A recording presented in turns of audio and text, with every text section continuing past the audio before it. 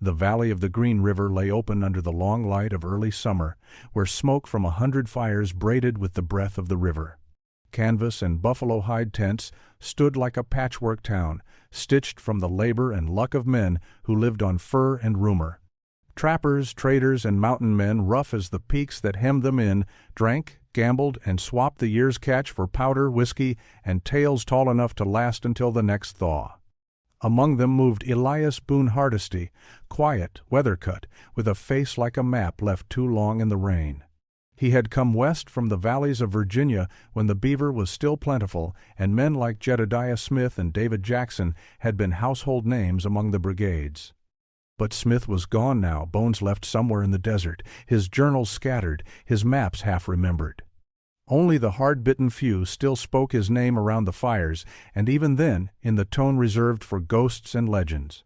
Elias, though, carried something of Smith's spirit. He was no storyteller and no dreamer, not in words at least. His speech was measured like his movements, his humor rare. Yet among the men he had earned a reputation both peculiar and enduring.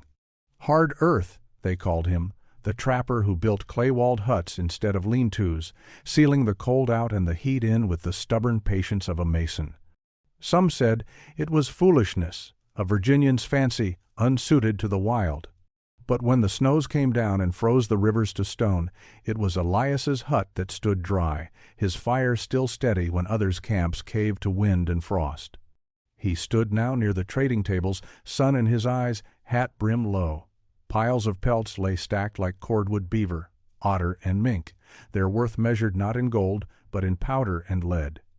The air carried the mixed scents of pine smoke, grease, and horse sweat. Mexican muleteers had come north that year, their bells clinking faintly as they led pack trains heavy with salt, tobacco, and rum. Elias traded quietly 2 packs of beaver for a rifle charge and a tin kettle, then lingered near the muleteers' camp, watching. The leader was a small, dark man with a scar that pulled his left eyelid down. He wore a silver cross polished by sweat and time. On his blanket he unrolled trinkets, silver spurs, rosaries, an old leather pouch.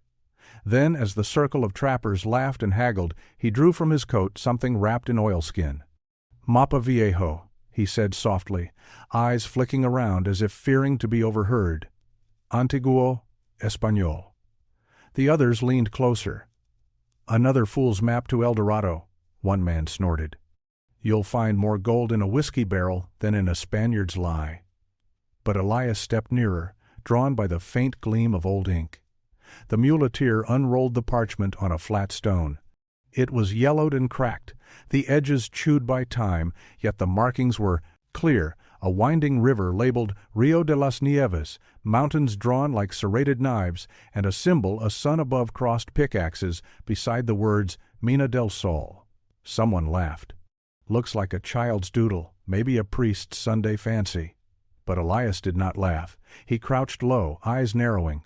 He had seen something like it before, a small, torn fragment Jedediah Smith had once carried, shown in a moment of rare trust near Fort Laramie, years before Smith's last journey south. That scrap had borne a river drawn like a snake, and beside it the same faint symbol of a sun. Smith had spoken little, only said the piece had come from a Spanish mission trader in New Mexico who claimed to have seen mines of the fathers lost north of the Santa Fe Trail. Elias remembered the line from Smith's journal, one he had copied by firelight long ago. "There are rumors of a mountain where the stones shine, but men who seek it do not return." Now the map lay before him, whole or near enough to stir the sleeping coals of memory. "How much?" Elias asked quietly. The muleteer looked up, gauging him. "Not for sale," he said first. Then, seeing the trapper's gaze steady and unblinking, he added, "Unless you trade something rare." Elias reached into his coat and drew out a pouch of fine beaver, silver gray, thick, the kind prized by the French buyers. The muleteer's eyes widened. He nodded, rolled the map, and tied it with sinew. "Beware, senor," he said as he handed it over. "That map has killed better men than us." By nightfall the rendezvous echoed with song and drunken laughter, but Elias kept to his fire apart from the rest. He unrolled the map again, smoothing it with calloused fingers. The ink shimmered faintly in the firelight, brown where time had eaten the edges, black where the cartographer's hand had pressed deep. He studied it as a man studies Scripture. The rivers, the peaks, the marked trails they did, not fit the plains of Mexico, nor the deserts he had seen near Taos. They belonged farther north, where the mountains ran like a spine into the unknown.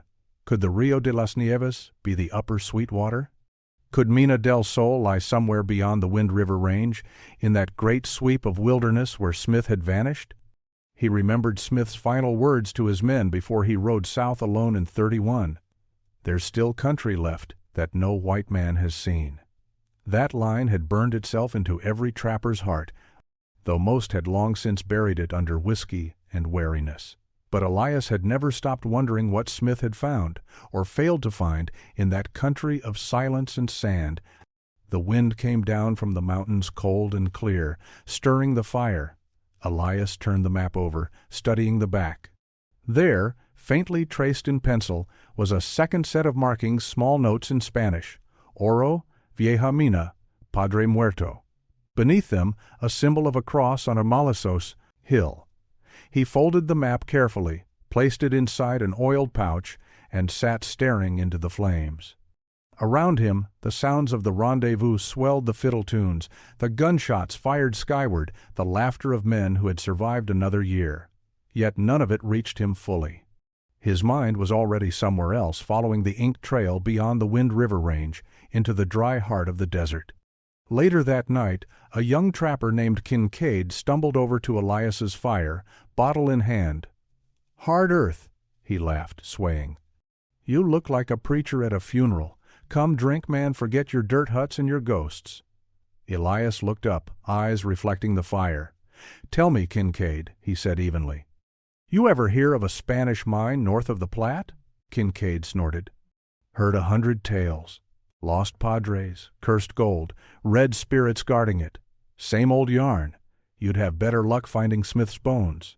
Elias's gaze drifted back to the map. "Maybe they're in the same place," he murmured. Kincaid laughed, muttered something about madness, and wandered back into the dark. Elias sat long after, until the stars wheeled overhead and the fire sank to coals. The wind hissed softly through the cottonwoods, sounding to his ears like distant whispering words he could almost understand. He knew then that something had changed, not in the world, but in him. A seed had been planted small, silent, and dangerous as gold fever. By morning it would root deep. And when the next snow melted from the high passes, Elias Boone Hardesty would be gone from Green River, chasing a map that no one believed in, a map that shouldn't exist. By the time Elias Boone Hardesty reached Fort Union, frost rimmed the cottonwoods like silver dust, and the river moved slow and thick beneath its own skin of ice. The fort stood pale and strong against the brown plain adobe walls, watchtowers, and the black square of its gate. It was a place where languages braided like river currents. French, English, Crow, Mandan, Spanish, and the low hum of Sioux voices drifting beyond the trade yards. Elias rode in with a pack horse heavy under beaver and supplies, but his mind was elsewhere. The map was wrapped and hidden deep in his coat, the edges already worn from handling. He had studied it each night on the trail north, tracing every line until the ink seemed burned into his thoughts. The words Mina del Sol had become a refrain in his mind, not just a place, but a calling. Inside the fort, Charles Larpenteur was tallying pelts and checking ledgers. The old trader looked up as Elias entered, recognizing the Virginian's lean figure and weather-stiff hat. "Hard earth," he said with a grin. "I figured the mountains swallowed you by now." "Not yet," Elias answered, setting his pack down. "Needed salt, and maybe a word from the south." Larpenteur poured coffee into a tin mug. "From the south? You planning to trap beaver in the desert?" "Maybe," Elias said, "if there's reason enough." The trader raised a brow. "There never is," he said dryly. "Not down there. Only sun, stone, and stories of Spanish ghosts." That was exactly what Elias wanted to hear. He leaned closer across the table. "You ever hear of a place the Mexicans call Mina del Sol? Or a river, Rio de las Nieves?" Larpenteur frowned, running a finger along the brim of his mug. "Can't say I have." but I've heard talk. Crow hunters told of white men long ago, not English, not French, digging red cliffs west of the Sweetwater, left their dead in holes when the earth swallowed them. Could be Spanish, could be lies. Elias unfolded the map only enough for a glimpse, careful not to draw the eyes of others. The inked lines caught the dim light of the fire. Larpenteur's face tightened. "Where'd you get that?" "Trade from a muleteer at Green River," Elias said. "He claimed it's old. Spanish script. You read it?" "Enough to curse myself," Larpenteur muttered. "That word Sol, it means sun, Mina del Sol, a mine of the sun. There are tales from the Padres, you know. From the days before the Louisiana Purchase, when Spaniards sent expeditions north from Santa Fe to seek silver veins, they vanished. Some say the Crow or Arapaho took them. Others say the land itself buried them." Elias folded the map again. "If they vanished, maybe they left something behind." Larpenteur sighed. "You're chasing ghosts, Hard Earth." "Same ghosts that took Jedediah Smith." The name hung in the smoky air. Elias's jaw tightened. "Smith knew the truth of things," he said. "He knew the old trails came from somewhere." For days afterward, Elias remained at the fort, trading pelts and watching the arrivals. The Missouri Valley was alive with movement, Assiniboine hunters, Blackfoot emissaries, a handful of French voyageurs drifting down with late-season canoes. In the evenings, when the wind keened through the loopholes, the men gathered in the main room to drink and spin stories. One night a Crow elder sat by the fire, his face lined like a dry riverbed, eyes deep and slow. Through a translator, he told of a place west of the Wind River where the hills bleed metal when it rains. He said the first white men came there long ago, building huts of clay, digging holes that smoked when struck by lightning. They took too much, he said. The earth remembered. It closed its mouth on them. The room fell silent. Then someone laughed, breaking the spell. "There you have it, Hard Earth. Your Spaniards dug their own graves." Elias didn't join the laughter. He sat still, staring at the fire. The Crow's words had struck a chord huts of clay. He thought of his own shelters, the ones men mocked until they saved their lives. Perhaps he shared more with those old Spaniards than he'd ever known. When he left Fort Union a week later, he carried little more than the essentials rifle, traps, dried meat, and the map sealed in oilskin. As he turned south along the Missouri Trail, snow clouds gathered like smoke over the horizon. In his journal that night, he wrote with a blunt pencil, "There is a thread that runs from the dead Spaniards to Jedediah Smith, and from him to me. The land remembers what men forget."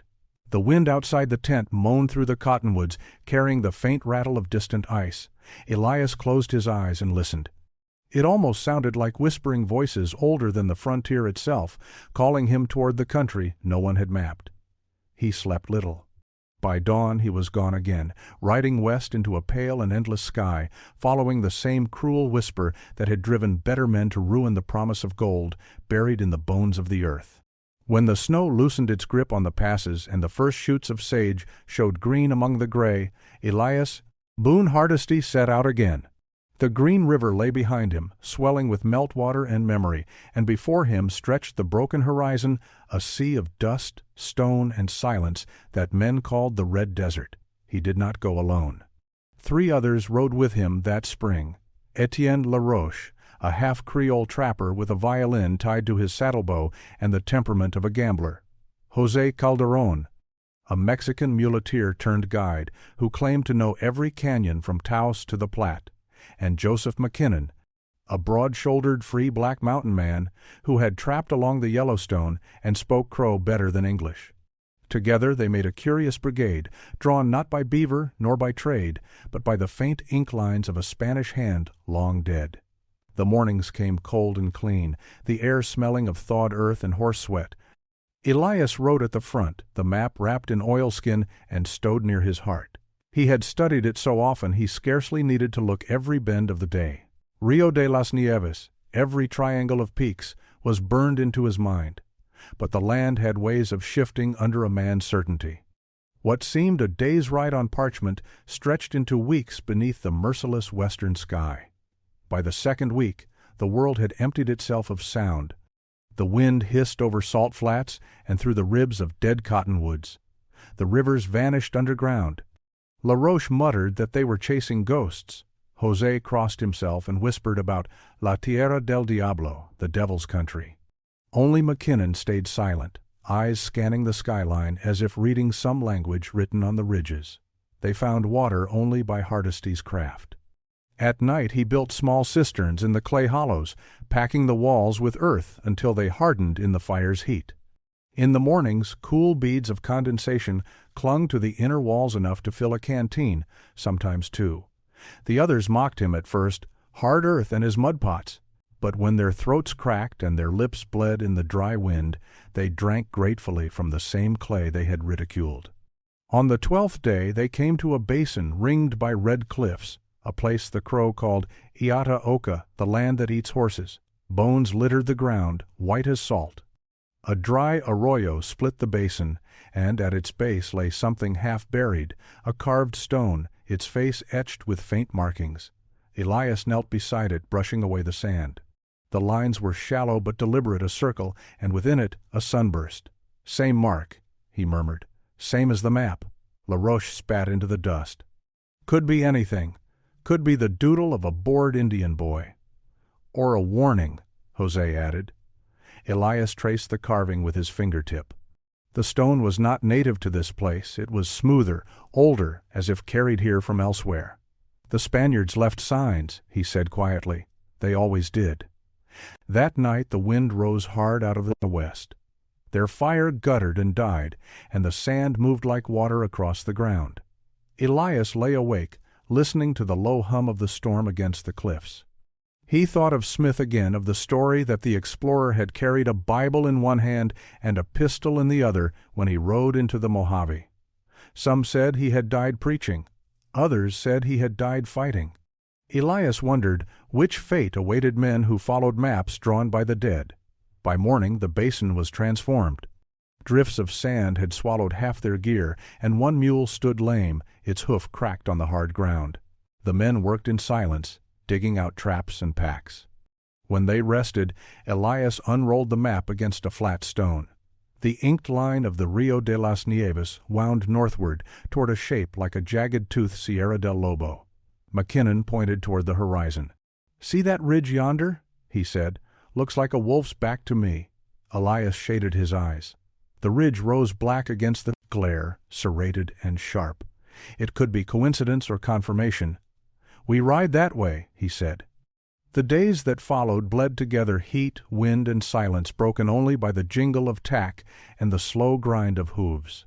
They found faint traces of old camps, firestones blackened smooth, a rusted spur half buried in clay, a rosary tangled in sage roots. Each discovery pressed heavier on their minds. Laroche's songs went quiet. José's prayers grew louder. One evening they came upon a shallow canyon, narrow and crimson as a wound. The air smelled of iron. From its walls jutted veins of dull yellow and red stone. Elias broke a piece loose and held it up to the fading light. It glittered faintly, fool's gold perhaps, or something rarer. "La mina," José breathed. "The mine of the sun." Elias said nothing. He slipped the fragment into his pouch and looked toward the canyon's end, where the shadows gathered thick and blue. The map, the stone carvings, the peril, color of the rock all spoke the same language. But beneath that triumph he felt another current, the uneasy sense that they were trespassing on something older than memory.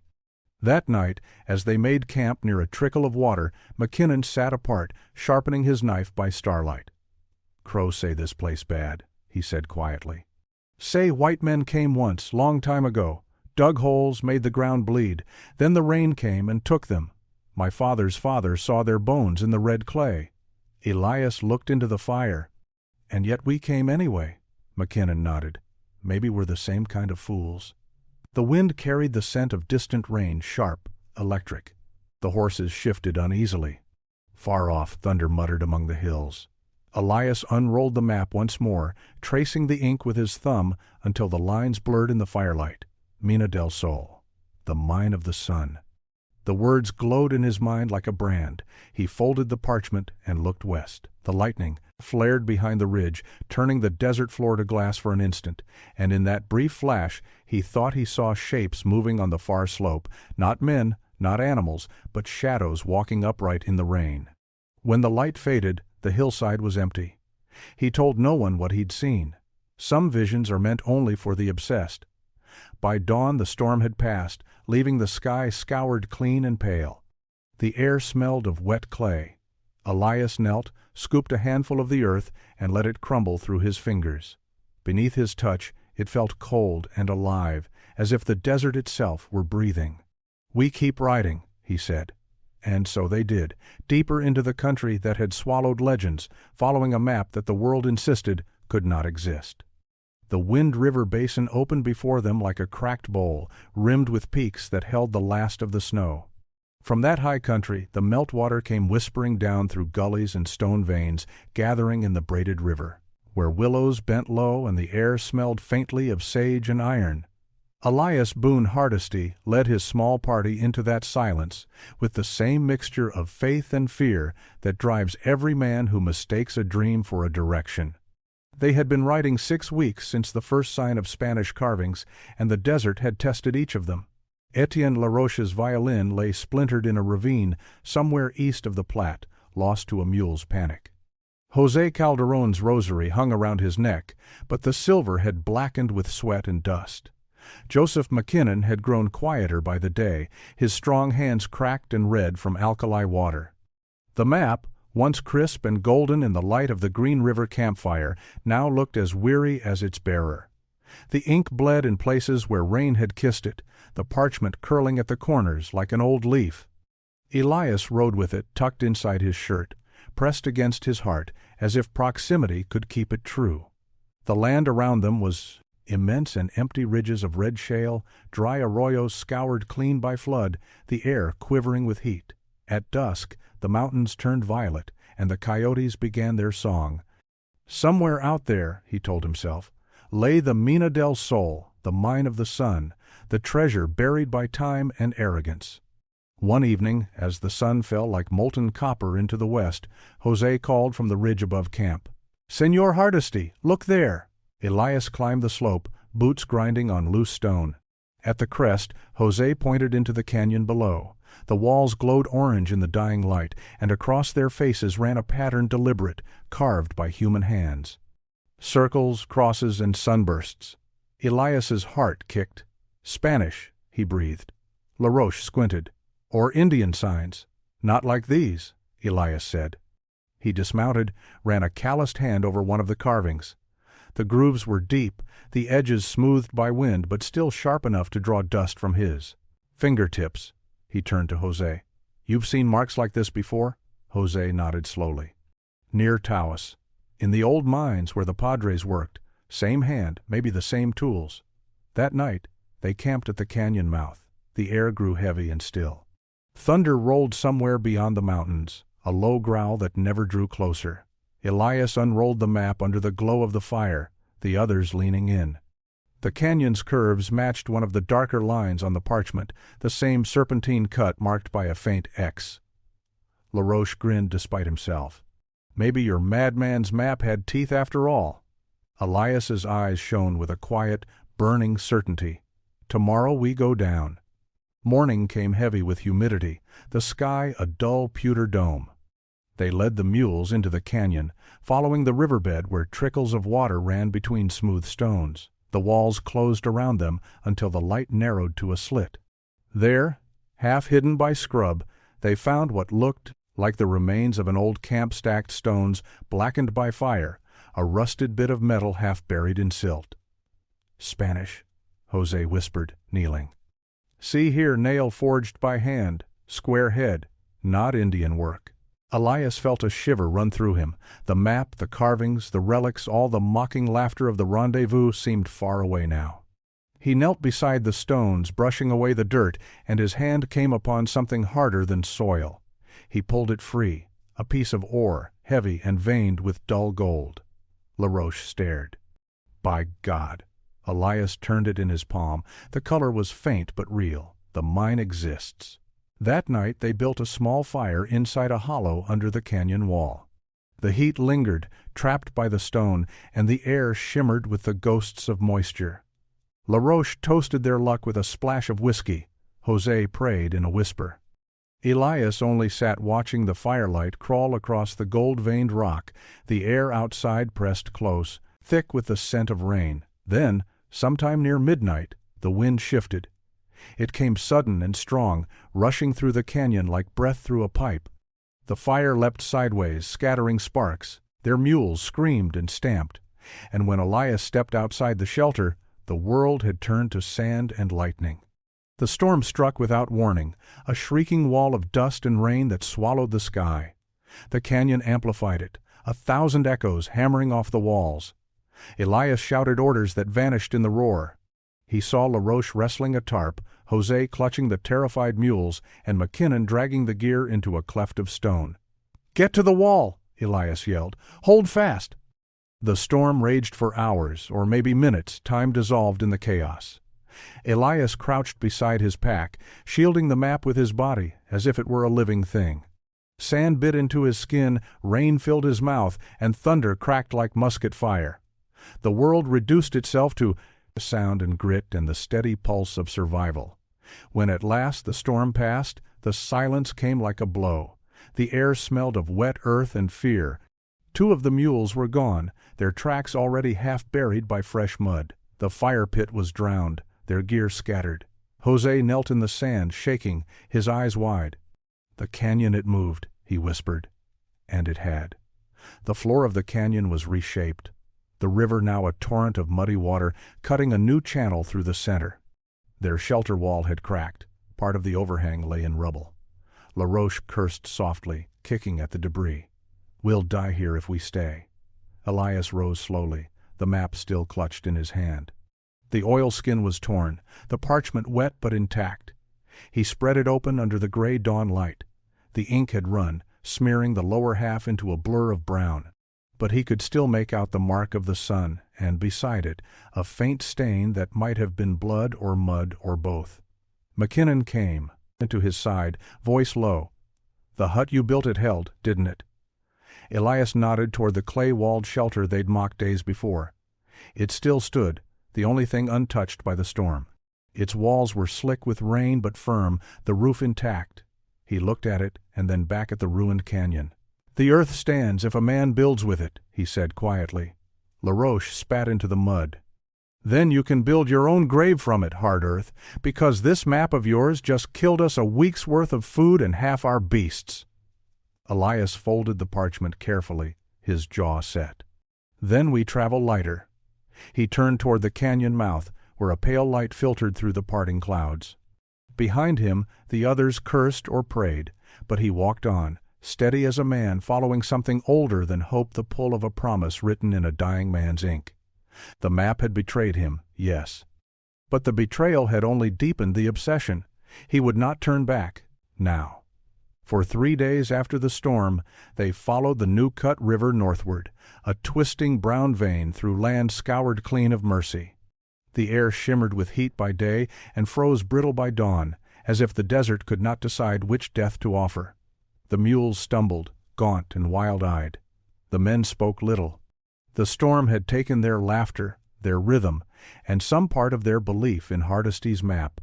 On the morning of the 4th day, a dust haze lifted to reveal a shallow valley carved by time and wind and arroyo littered with the bones of buffalo, elk, and, farther in, things less easily named. The skeletons were half embedded in red clay, their outlines blurred by centuries of rain. The sight made Jose cross himself. "Dios nos guard," he whispered. The Valley of the Dead. Elias Boone Hardesty dismounted slowly, eyes tracing the pattern of the terrain. The arroyo curved just as the line on his parchment had shown. He knelt, scooped a handful of clay, and rubbed it between his fingers. The color was wrong for this country, deep crimson, heavy with iron. It stained his skin like blood. "Something happened here," he murmured. LaRoche spat. "1,000 things have happened everywhere, hard earth. Indians, floods, fools chasing gold. Take your pick." But even LaRoche's cynicism softened when McKinnon, scouting ahead, called out in a voice edged with disbelief, "You best come see this." They found him standing beside a low mound of rock at the base of the arroyo wall. In its center jutted a rusted spike of iron. Around it lay scraps of rotted leather, bits of wood, and what looked like the rim of a helmet. Elias brushed away dust and uncovered the corroded curve of Spanish metalwork, chased faintly with a cross. Beneath it, bones gleamed white in the clay. Jose backed away, eyes wide. "Los Padres," he said. "The priests. I told you the earth ate them." Elias's throat tightened. The relic was no trader's trinket. It was older than any settlement north of Santa Fe.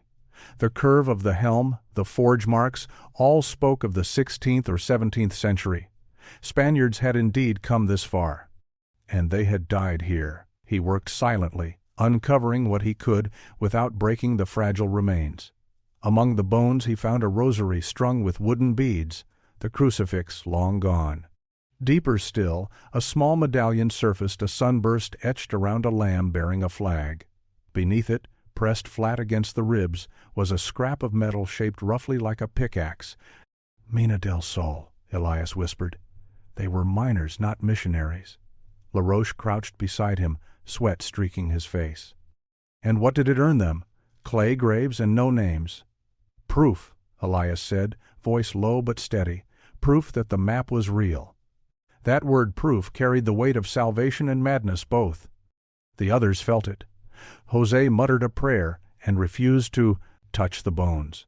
McKinnon gathered driftwood for a small fire, saying, "If we stay, we burn for their spirits." The Crows say, "You don't leave bones in open air. It brings sickness." As dusk bled over the horizon, they built a fire at the mouth of the arroyo. The light turned the red clay to flame, and the skulls shone faintly in the half-dark. Elias sat apart, the medallion in his palm. Around him, the land held its breath. "Those men weren't killed by Indians," he said finally. "Look at the bones. No breaks, no cuts. They died where they dug. Maybe the ground caved in. Maybe the mine itself swallowed them." LaRoche laughed bitterly. "So what now? You dig the same hole and wait your turn?" Elias looked at him. "If the mine is near, we find it. Not for gold, for truth." "That's a thin meal," LaRoche muttered, staring into the fire. But by morning, even he was helping Elias search. They moved up the arroyo wall, following the curve of the rock. The higher they climbed, the more fragments they found: broken picks, shards of pottery, a length of rusted chain. Near a narrow cleft, Elias struck the wall with his boot and heard a hollow sound. He knelt, scraping away the clay. The stone fell inward, revealing a darkness beyond, a tunnel. The air that came out was cold and old, smelling of dust and metal. They lit a torch and crawled inside. The walls were lined with streaks of mineral ore, dull in the flickering light but promising in shape and weight. Farther in lay more bones, a man slumped against the wall, a pick still gripped in skeletal fingers. His skull tilted toward the ceiling as though he had died staring at heaven. Elias touched the pick's handle. "They were close," he said softly. Jose shook his head. "Close to hell." The air grew thin, and the torch wavered. They backed out into daylight, gasping. The silence outside felt heavier than before. McKinnon wiped his face with his sleeve. "You've seen your truth, hard earth," he said. "Best bury it again." But Elias could not. That night, as rain whispered over the valley, he sat by the fire, turning the medallion over and over in his hands. The faces of the dead Spaniards haunted him not as warnings, but as companions in pursuit. They had come seeking the same light, the same sun. When dawn broke, LaRoche was gone. His bedroll lay empty, his horse missing. Jose cursed and crossed himself again. McKinnon only shook his head. "He's had enough ghosts." Elias looked toward the east, where faint hoofprints marked the dust. "He'll be back," he said. "There's no water for 100 miles." But even as he said it, he knew the land might claim the Frenchmen, as it had claimed the others before them. The earth here had a hunger of its own. As the sun rose, Elias packed his gear, folded the map, now tattered and half unreadable, and looked once more into the dark mouth of the mine. Somewhere, deep inside that hill lay the answer that had driven men to cross deserts, defy storms, and dig their own graves. He tightened the strap on his rifle and turned away. The valley watched him go, silent and eternal, the bones gleaming faintly behind him in the morning light. The sky changed first. It began as a low hum in the air, that strange pressure that squeezes the blood in a man's ears before a storm breaks. By dusk, the horizon had turned the color of tarnished silver. Thunder grumbled like an old god waking from sleep. Elias Boone Hardesty stood at the edge of their camp and watched the clouds crawl over the basin. Behind him, the canyon's red walls loomed dark and wet from the last rain, and in front of him stretched a country so vast that the coming storm seemed to move across the world itself. Only 2 men were left with him now. José Calderón, thin and hollow-eyed, sat mending a strap with shaking hands. The desert had taken his laughter and left him brittle as bone. Joseph McKinnon worked silently beside the horses, his movements slow, deliberate. LaRoche's horse had been found days ago, wandering near the dry riverbed, its saddle empty. They didn't speak of him anymore. Elias crouched and tested the clay underfoot. It was still damp from the earlier flood, heavy, cold, malleable. He knew what he needed to do. "We build here," he said. "Before the storm reaches us." José blinked. "Build what, senor? We have no timber, no rock, nothing but mud and ghosts." Elias pointed to the slope behind them, where the clay bank rose like a wall. "Then we use what the land gives. Clay holds better than stone when the earth shakes. I've done it before." McKinnon grunted. "You mean them dirt huts you make up north?" Elias nodded. "They kept men alive through worse than this." They began gathering armfuls of wet earth, packing it by hand into rough bricks. José complained under his breath, but his hands moved just the same. Elias worked faster, cutting brush for the roof, plastering the walls with the same precision he used setting traps years ago. His fingers remembered the craft, layer upon layer, sealing the seams with river mud until the hut took form, low, thick-walled, part of the earth itself. The storm reached them at nightfall. It came without pity, rain and wind howling through the canyon, lightning turning the world white every few breaths. The clay cabin trembled under the first gusts but held fast, its walls sweating moisture. Inside, the air was cool, the sound of the storm muffled. McKinnon shut the door of hide and looked around, astonished. "Feels like a cave," he said. "Cooler'n outside, even with the fire." Elias gave a faint smile. "Clay breathes," he said. "Holds the earth's cold. It'll stand through the worst of it." Thunder cracked overhead, shaking loose dust from the roof. José flinched, muttering prayers. "This is cursed land," he said. "We should have gone back." When the Frenchman vanished, Elias turned toward him, eyes steady in the lamplight. "If you want to leave, the door's there." José said nothing more. Hours passed. The rain grew heavier, sheets of it sliding down the canyon walls. Through the narrow vent of the doorway, Elias could see flashes of lightning, blinding violet-white, striking the ridges in quick succession. The ground shuddered once, twice. Then, in the far distance, came a sound deeper than thunder, a groan from the earth itself. "The mine," McKinnon said. "The ground's giving way." Elias stepped outside, rain soaking his coat in seconds. Down the canyon, where the old Spanish shaft had been, the slope was collapsing, torrents of red clay pouring into the opening. The mine's mouth yawned wide, then vanished under a roaring tide of mud and stone. The gold, the bones, the proof all swallowed again by the same desert that had hidden it for centuries. When he returned to the cabin, his face was unreadable. José looked up. "It's gone?" Elias nodded. "The earth took it back." José laughed bitterly. "Then God spared us from our own foolishness." "No," Elias said softly. "The land spared itself." The 3 men sat in silence. The fire hissed. Rain drummed on the roof like 1,000 distant hooves. By dawn, the storm had passed. The air outside was washed clean, the ground shining as if newly born. Their camp was half buried under silt, but the clay cabin stood unbroken, its walls smooth and cool. Elias ran a hand along its side and felt the faint pulse of moisture within, alive, enduring. Jose approached, eyes wide. "How does it stand, senor? Every other shelter, gone. And this?" Elias looked at the cabin as a man might regard a child, because it was built from the same earth that tried to bury us, he said. "It remembers its shape." McKinnon nodded slowly. "Maybe that's your treasure, hard earth. Not gold, not glory. Just knowing how to stay alive when the world don't want you."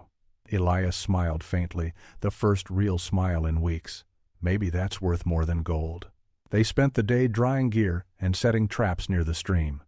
The sky had turned a hard blue, the kind that comes only after great storms. In the distance, the air shimmered above the plain, and the smell of wet sage carried like incense. That night they lit a small fire inside the cabin and ate the last of their jerky. Outside, the coyotes began to sing long, mournful cries echoing through the washed canyons. Elias listened, eyes half closed. He thought of Jedediah Smith's lost maps, of the Spaniards whose bones he had found, of the men who'd laughed at him at Green River. All of them had chased something that could not be held. Yet here he sat, alive, warm, and sheltered in a hut of his own, making the same kind of hut they had mocked. He looked at the cool clay walls, glistening faintly in the firelight. "The land gives back what you understand," he said quietly, "and keeps what you don't." Jose crossed himself again. McKinnon grinned, shaking his head. "You sound like a preacher of dirt." "Maybe I am," Elias said. "Every man preaches what keeps him breathing." Outside, the last wind of the storm sighed across the canyon, whispering through the cottonwoods. The cabin held steady, cool, and silent as stone. It would stand long after the map had turned to dust. Snow fell in long, whispering veils across the plains. The river lay still beneath a skin of ice, and the cottonwoods stood black and brittle against the pale horizon. A rider came out of the white distance that morning, his horse thin, his coat torn, his rifle slung low. The men at Fort Laramie saw him long before he reached the gate, a lone figure moving like a ghost across the frozen land. When he dismounted, no one recognized him at first. His beard had gone white around the edges, and the desert sun had carved his face into something sharp and haunted. Only when he spoke low, deliberate, with that Virginian drawl that stretched the words like tanned hide, did Charles Larpenteur realize who he was. "Hard earth," the trader murmured. "God Almighty, you made it back." Elias Boone Hardesty nodded once. "Some of me did." Inside the fort, warmth came slow, firelight, coffee, and the cautious rhythm of questions. The trappers who gathered near the hearth had heard the talk of a Spaniard's map, a vanished mine, and the storm that had swallowed half a company. They expected gold, or madness, or both. But Hardesty brought neither. He laid on the table a torn pouch of dust and 2 small stones, dull as ash. "All that's left of it," he said. "The mine's gone, buried in the flood." Larpenteur turned one of the stones in his hand. It glittered faintly under the lamplight, a trace of gold, no more. "And the others?" "McKinnon stayed behind in the red basin," Elias said quietly. "He said the mountains were kinder to him than towns. Jose headed south when the snows started. I reckon he's somewhere near Taos by now." "Alive, maybe." The room fell silent. Wind pressed against the shutters like a tired animal. Larpenteur studied the man across from him. "You could have died chasing that map. You near enough did." "What kept you?" Elias's gaze drifted toward the fire. "Because it was there," he said. "Because it wasn't supposed to be." For days afterward he stayed at the fort, helping mend traps and haul wood. He spoke little, slept less. Sometimes the men would find him outside before dawn, standing bareheaded in the snow, staring west. Once a young trapper asked him if the Spanish gold had been real. Elias only smiled faintly and said, "Real enough to bury itself." He built another hut near the edge of the fort, that winter clay walled low, its roof packed tight with grass and snow. The others laughed at first. "Hard earth and his dirt houses again," they jeered. But when January froze the river solid, and the wind cut through every log cabin like a knife, Elias's clay hut stayed warm and dry. Soon half the camp was patching its cracks with mud, swearing they'd seen the Virginian's ghost if not for the smoke rising from his chimney. Larpenteur wrote about it later in his journal. There arrived this season a solitary trapper known as Hard Earth, who claims to have seen a mine of the old Spaniards. He builds strange clay dwellings that keep out cold and fire both. A curious man, half scholar, half savage. He speaks of the land as if it were a living thing. By February, the snow began to soften. Elias spent long hours sketching the mountains from memory lines and ridges drawn with a steady hand, though he no longer trusted maps. He drew instead from what he called the remembering of the land. One night, as they shared a bottle by the fire, Larpenteur asked, "Do you ever wish you'd found it? The gold?" Elias looked into the flames for a long time before answering. "If I had," he said, "it would have killed me, same as it killed them Spaniards. Some treasures aren't meant to be taken. They're meant to be understood." He paused, running a thumb along the clay cup he'd shaped from local earth. "The desert taught me something, though. You can't own what you can't endure. Gold don't make a man rich if it costs him his breath. But a cabin that stands through storm and heat, that's worth keeping." By spring, he was gone again. He left at dawn without farewell, taking only his horse, rifle, and the worn pouch of ore. The gate guard said he rode west, toward the shadowed ridges where snow still clung like ash. Some said he went back to the canyon to dig out the lost mine. Others claimed he joined a Crow band and vanished into the plains. Years later, settlers moving through the same valley found the remains of a small cabin built from red clay. The walls were smooth and cool, even under summer heat, the roof still intact, though the door had long rotted away. Inside lay a rusted pickaxe, a Bible wrapped in oiled cloth, and a pouch of dust that glittered when held to the light. They said the hut stayed cooler than any stone or timber house in that country. When they built their own homes along the Sweetwater and the Platte, they copied its shape, the slope of the roof, the thick clay walls. They called the style hard earth dwellings. As for the map, it was never seen again. Larpenteur's ledger mentions it once more, in a note written the following winter. The Virginian's map was a fine piece of parchment, now too stained and worn to decipher. I keep it as a curiosity. Its lines mean nothing to me, though the man swore they pointed to truth. No one knew what became of Elias Boone Hardesty, but travelers heading west sometimes spoke of a solitary figure glimpsed at twilight, a man patching a clay wall beside a spring, or walking the ridges at dawn with a rifle over his shoulder. They said his hut never fell to rain, and his fire never went out. And though he had returned with nothing, the land itself carried his legacy not in gold, but in the quiet endurance of the walls he built, which stood long after every map had faded, and every fortune had turned to dust.